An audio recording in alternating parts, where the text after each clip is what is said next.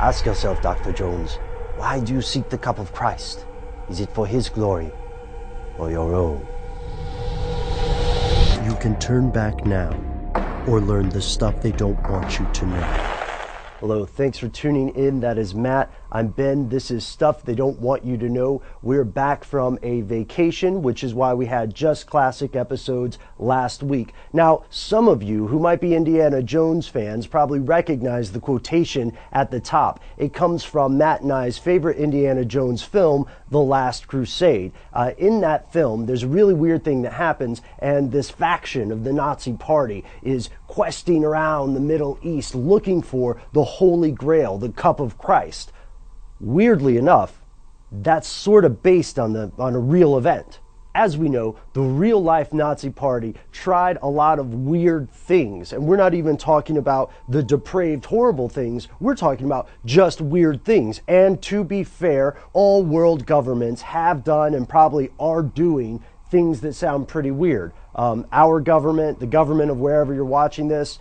But what are three really strange things the Nazi Party did? Here's number one: expeditions. Yes, the Nazi Party did have expeditions to Tibet, to Mongolia, to parts of India, Greenland, Eastern Europe, Finland. The list goes on. And why? They were looking for mythological or lost civilizations. They were looking to create their own myths. Now remember that, because we're going to come back to that later. So back to the Grail, specifically Heinrich Himmler, pretty high up in the Nazi hierarchy, pretty high up in some occult hierarchies, at least according to his self-reported beliefs. Heinrich Himmler actually traveled to Barcelona, Spain, to look for the physical Holy Grail. Why? He thought it would give him superpowers. That is true. He thought it was A, real, and B, possibly capable of giving him powers beyond those of mortal men.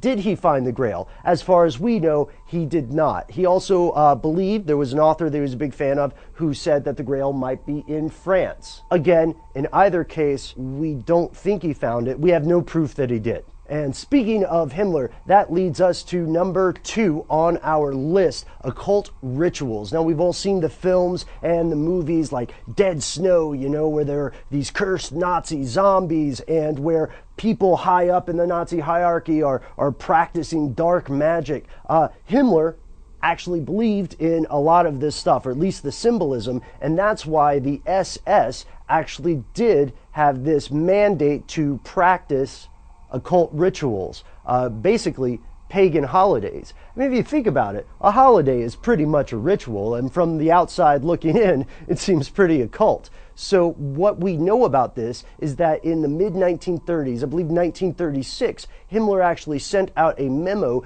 detailing the pagan holidays and ceremonies that the SS should celebrate instead of the Christian holidays, because he was trying to wean the German people as a whole away from Christianity.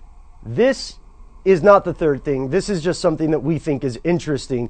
Did the Nazi Party discover nuclear power? Did they make nuclear weaponry? Well, there's a big question about that that goes into something called Operation Epsilon, which Matt and I are going to be exploring in an audio podcast coming up, and, you know, maybe a video. It's a story for another day. Sorry for the fake out. Number three weird thing that the Nazis did actively: they sought to recreate history, or depending on how they saw it, they sought to correct history, which had already been distorted. And they sought to do this with a department called the NNRB. I'm mispronouncing it, but this department was very real.